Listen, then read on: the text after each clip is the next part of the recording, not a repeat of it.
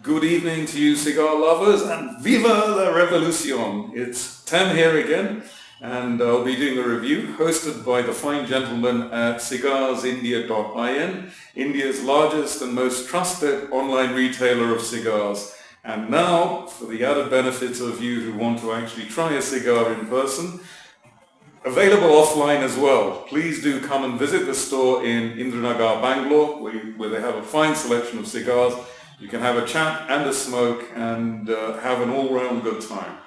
Now, why did I say Viva la Revolution? Well, today I have the joy of reviewing Bolivar Tubos number 2, named after the famous South American revolutionary Simon Bolivar, who freed the colonial yoke of the South Americans from the Spanish.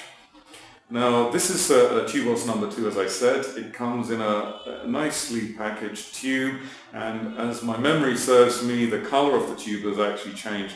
Before I remember it as being a sort of beige or creamy sort of white, but now it's quite an arresting, what could you say, burgundy, red, brown, depending on the light you're looking at it. But anyway, it's quite different. Now this is, well, let me get it out of the tube to begin with and go through the process. By the way, if you actually pull out from the tube. Now this comes with a cedar wrapper, and for an explanation on this, please check out my review of the Romeo and Julieta Cedros Deluxe. It gives you an idea as to why this is such a useful thing. So I'll put that to one side and let's have a look at the cigar itself. Now this hasn't actually been kept in the humidor, so it is marginally on the drier side, and that's perhaps one of the drawbacks of keeping it in a tubed environment. Having said that, if you do keep it in a tubed environment, you can keep it pretty much outside. There's some protection and there's a marginal amount of humidity. Ideally, it would be good if you have your well-kept and well-maintained humidor to take it out and keep it in there to let a nice consistent level of humidity and moisture permeate the actual cigar. But having said that, this is a nice construction, nice and firm. It's got a wonderful leathery aroma to it. It's got loads of tobacco aftertaste. Just smells like a very well-seasoned cigar. Now, in terms of dimensions, this is a 42 by 5 inch, 42 ring gauge by 5 inches in length, and it's a parejo shape.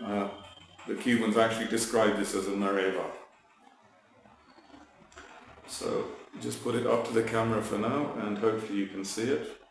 Everything else about it looks pretty much the same, and in fact I saw an interesting band which was utilized in the 1950s or thereabouts, and it was significant. It was quite different. There's no picture of the Great Revolutionary. It just had a coat of arms, shield in fact, and the coat of arms, and it just looked incredibly ornate and rich, and that hinted to what this particular brand of cigar was at that time, which was a connoisseur cigar, an incredibly powerful and very well established cigar at that time. Of course it was rebranded subsequently with the image of the Great Revolutionary there taking place now. So the construction, the color looks good. The aroma looks very smells very tantalizing, not looks tantalizing, smells tantalizing. So it should be in for a very rich and interesting experience. I'll now go through the usual pre-light draw just to get an idea of the taste and compare it with the visuals of the cigar and also the aroma of the cigar.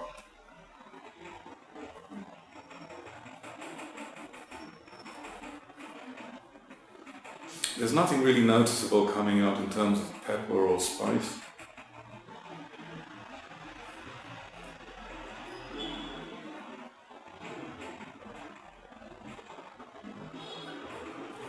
There's a bit of an earthy element coming through, and I have a feeling that may impact very much on the flavor of the smoke as we go through it.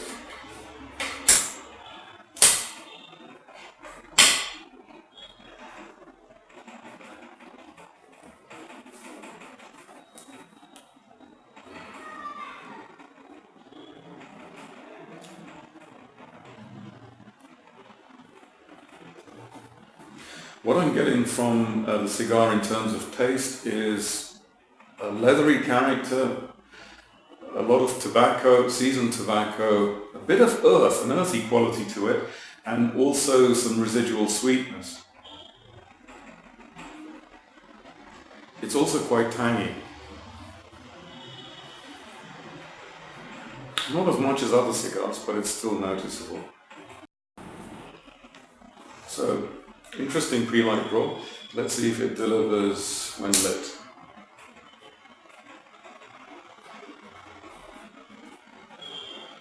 This cigar was actually founded by a gentleman by the name of Jose Fernandez Rocha in about 1900 or thereabouts.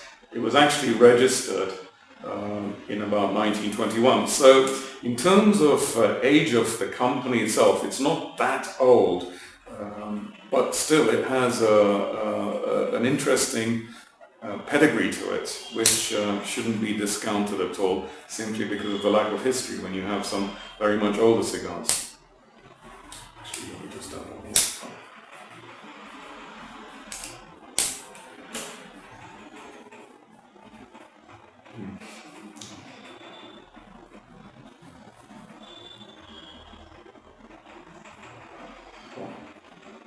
Beautiful. It's got the aroma on the smoke is wonderful. The taste is quite potent. I was expecting it to be earthier and more toned down, but it's actually quite spicy to begin with, even though I said it wasn't that spicy comparatively at the early stage, even before I lit it. But there is quite a bit of spice coming through. That spiciness has actually settled down quite a bit. And what we're getting is a lot of earth. Before I actually lit the cigar, in fact I was speaking to the guys last week about when we are going to review this particular vitola. I said, if you ever fancy smoking some or getting your mouth full of some really rich compost or soil, and having such an earthy element, then this is one probably, well, besides going and sticking your head and dunking it into the garden, is to actually try the Bolivar, because it's got so much of an earthy quality coming through. And there's also that sweetness, which on previous occasions, which I really didn't notice before, but after doing these reviews, I've tried to approach it in a more critical level, and I can actually pick out that sweetness, that earthy sweetness. It's not tannic. It's pungent, but it doesn't have that tannic quality. Say, for example, you pick up on a Jose Piedra or some of the heavier, like Partagas, for example. This doesn't have that, which is interesting because I always considered this as as a trinity of the most full Cuban cigars. So you'd have in my view, the Bolivar, you'd have the Partagas, and you'd have the Ramon Allones, and quite potent in their own particular ways. And this one, always I remembered having that earthy, very strong and rich quality to it.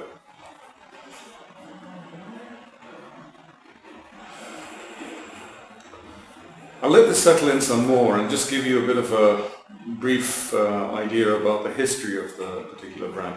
As I said, it was founded in about 1900 by Jose Fernandez Rocha, and it was registered subsequently in about 1921.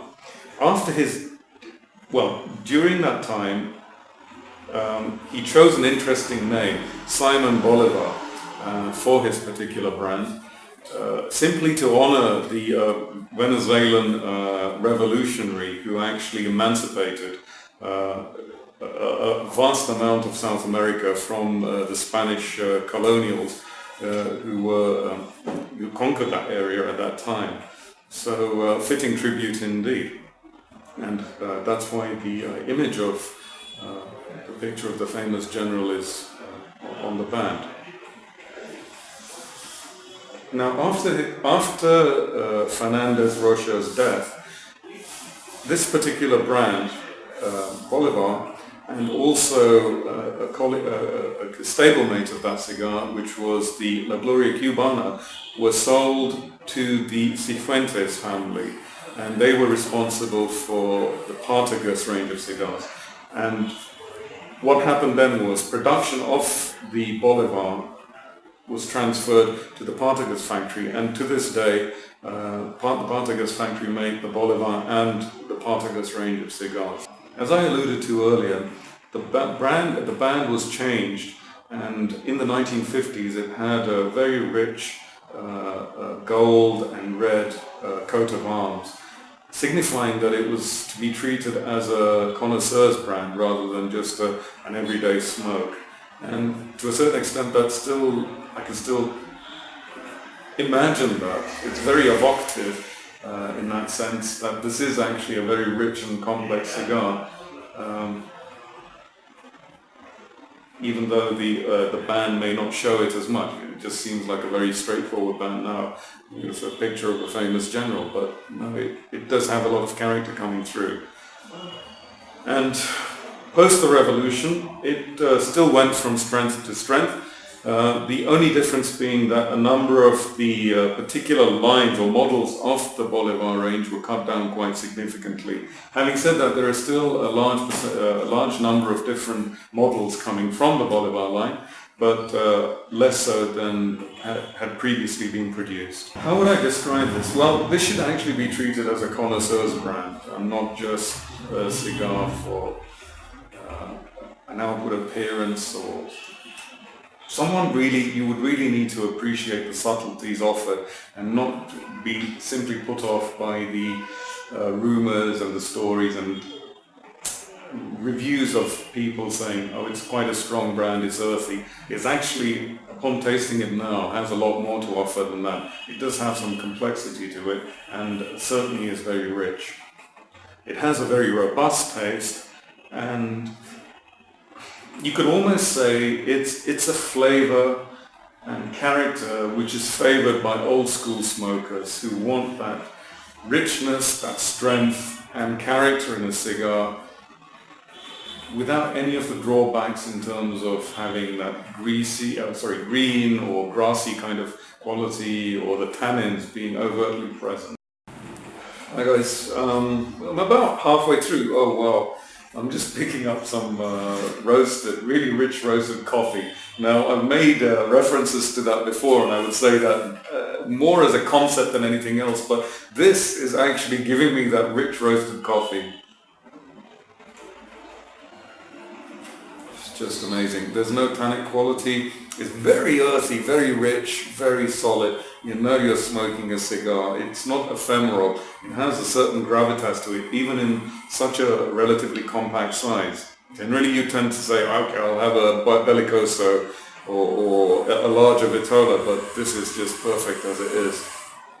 Rich coffee taste is coming through now. I think this is not unique to this particular model. I think all the Vitolas have that, whether they're machine-made, whether they're mild, or considered relatively mild, or strong.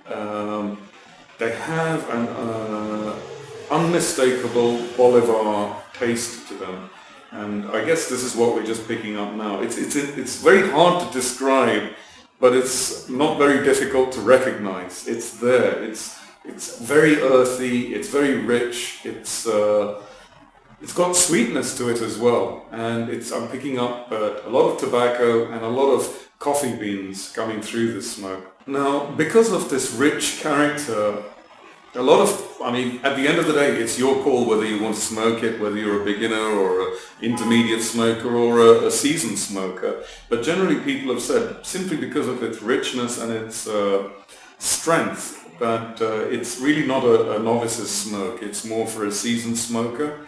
Again, I'll let you're the best person to actually decide which is best for you and which you'd like to smoke. I'd leave that for you to decide.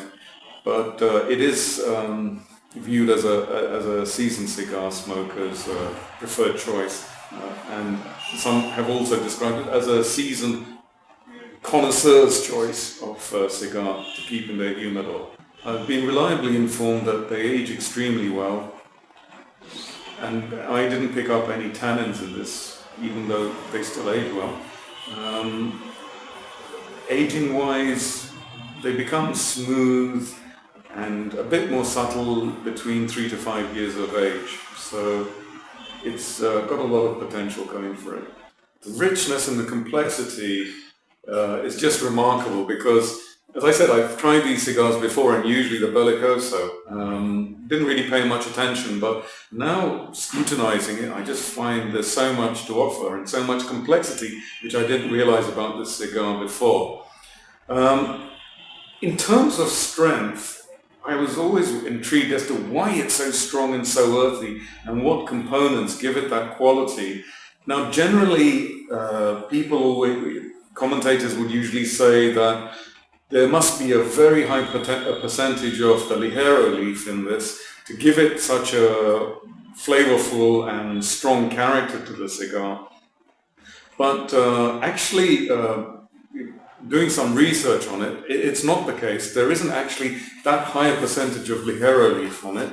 It's actually the percentage or relationship or correlation, between the Volado and the Seco. It's actually got a higher percentage of Volado leaf in it than the Seco, and that's what actually gives it such a strong character, so much oomph in the cigar, which you wouldn't expect, and you generally say, oh, it's a Ligero.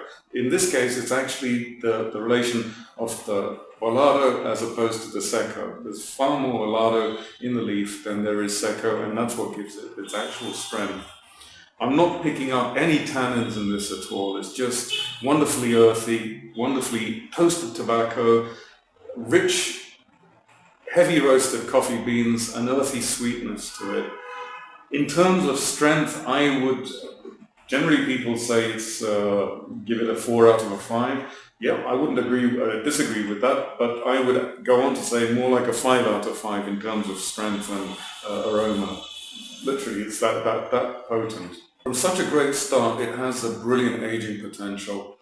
Again, more expert reviewers have given it about a minimum of, between 3 to 5 years, but certainly a minimum of 6 years, and you see the flavors improving. So this is a good cigar. You can keep even for about 15, 20 years, and some of the ammonias and other harsher elements which may be off-putting because the subtle and complex flavors are masked by those, come to the fore. The subtle and complex flavors come to the fore, and the ammonias and all the other harsh characteristics will be toned down because they're leached out through this aging process.